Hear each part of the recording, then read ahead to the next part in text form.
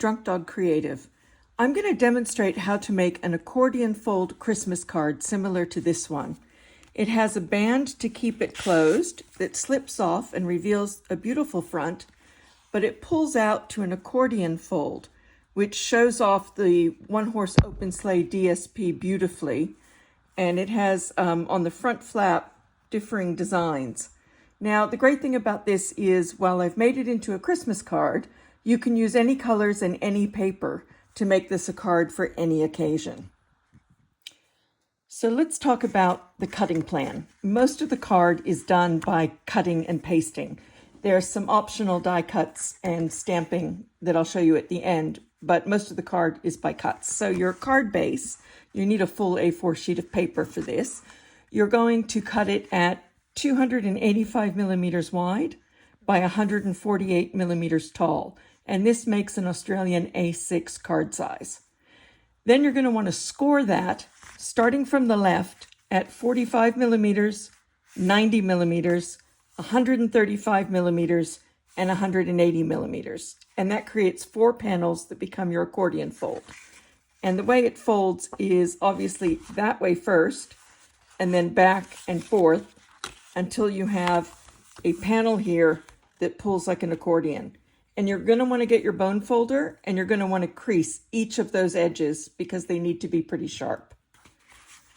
Then you're going to take a piece of patterned paper or designer series paper, and mine is from the One Horse Open Sleigh package that is out in July right now in the online exclusives. And once it's gone, it's gone.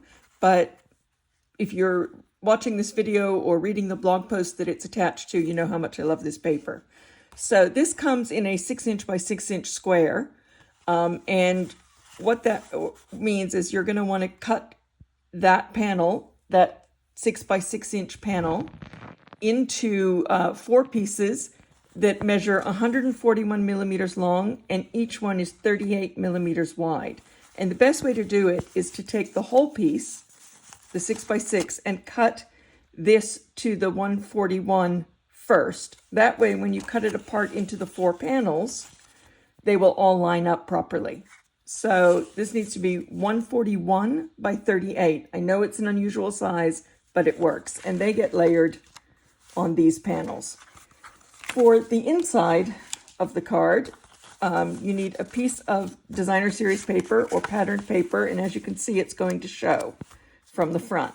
So this piece, inside mat 1, needs to be 95 millimeters wide by 138 millimeters tall. Then you have 2 smaller pieces. This is the inside mat 2, and it's cardstock, usually the same as your card base. And it needs to be 80 millimeters by 80 millimeters square, and then a piece of white for the writing panel, which will be 75 by 75. So that is going to layer up like that. And I know the writing area is small, but it's sized this way for a reason, which will become clear very soon.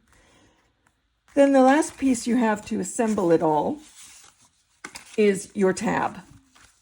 And this is where you can get creative. How I'm going to do this one is a suggestion, but this is the main piece that you have to get right. It needs to be 110 millimeters wide by 70 millimeters tall, scored at 55 millimeters.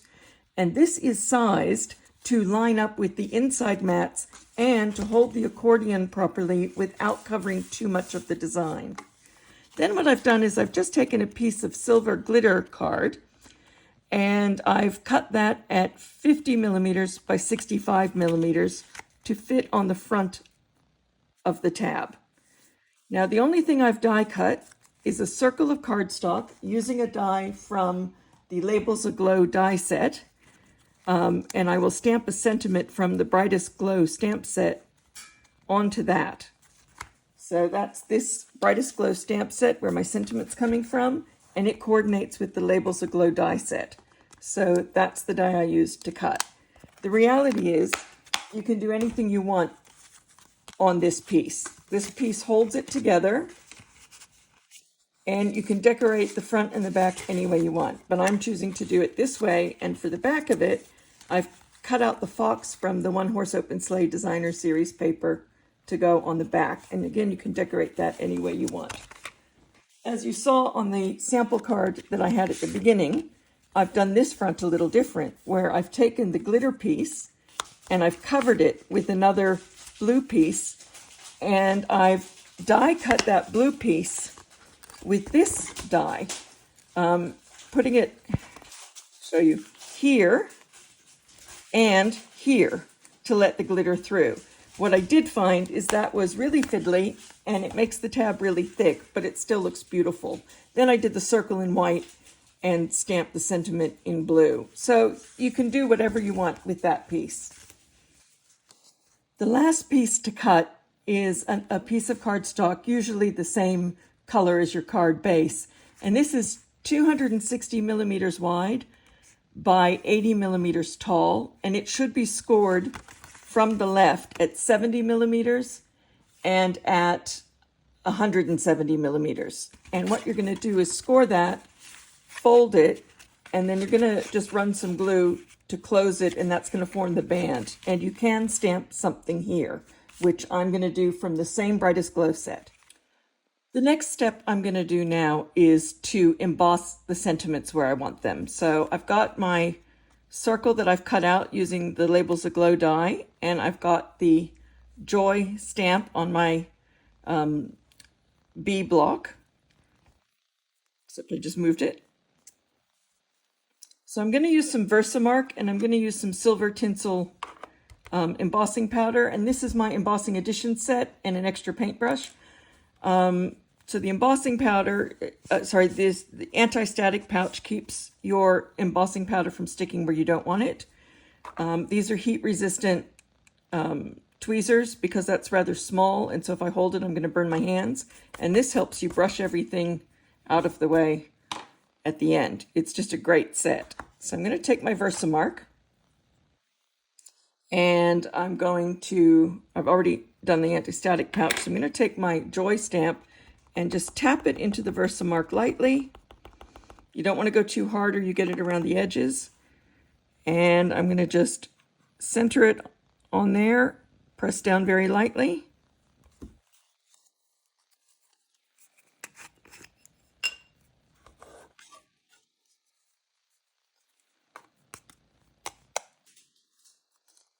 And if I did get anywhere I don't want it, I can use my fine paintbrush or this nylon bristle brush. And then I'm going to heat emboss.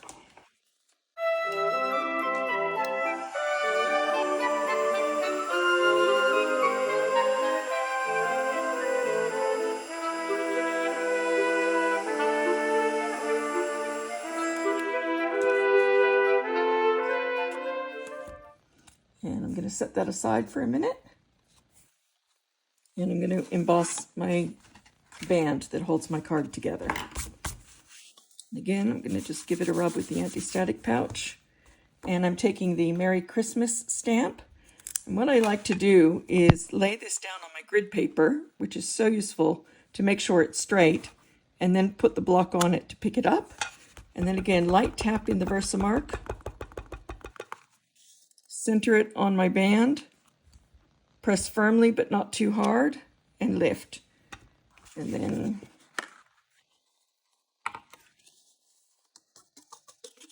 I flick the back to just get the extra bits off. And see, with the static powder, nothing stuck to it. So I'll just give that a little heat emboss.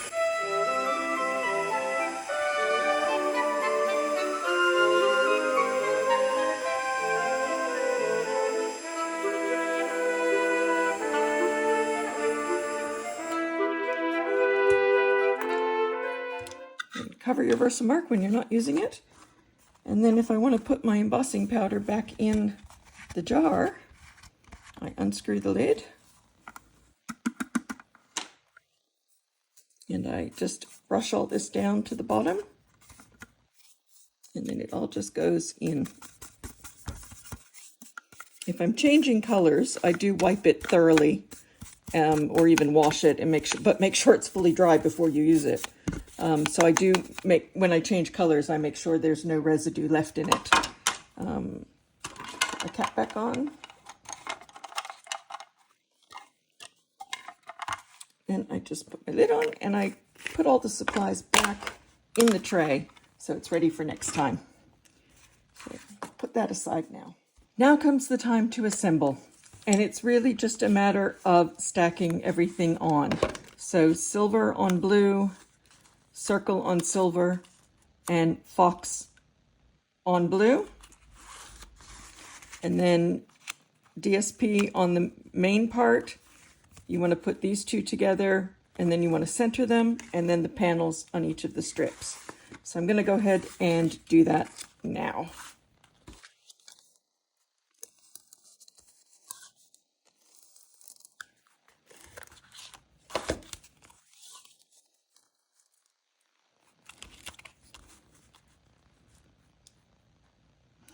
And I use my grid paper to square the piece I'm adhering to, and then I can use the lines as a guide for putting the next piece on. And this is the grid pad.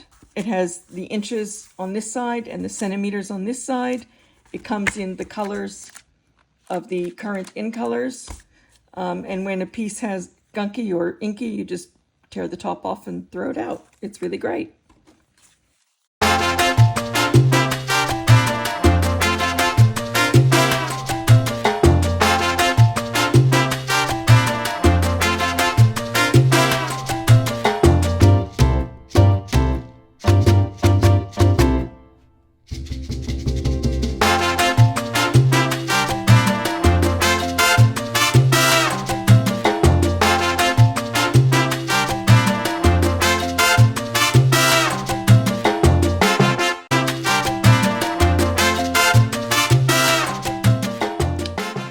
And there you have all the main pieces of the card assembled, including your tab, and now you've got to affix the tab. Now the reason I've left this to the end is really important, because you want it to align with this so that on this side it has that even border all around and makes like another mat. So you don't know how far over to put it until you've done this. So you do the whole card and then the front, and you can see I want that to form a mat around the card front. So what I do is just line of glue at each end. You have to be a little careful that you don't stick them together at this stage. Just hold it slightly apart. Don't press it yet. You don't want to press it to the paper until you align that up, and then hold this down, make sure that's lined up, and then press, turn it over and press. And then your tab is on and the front of your card is like quadruple matted. And then you can see you've got the card. You have an area to write, and when you write, you just stay inside that border. And then you've got your band, which you've embossed. So you just put some glue on one side, fold it over and press it.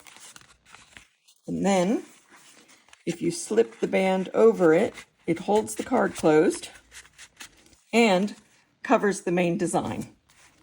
So you've got your card with your band, and then to open it, they slip it off, and there's this beautiful design.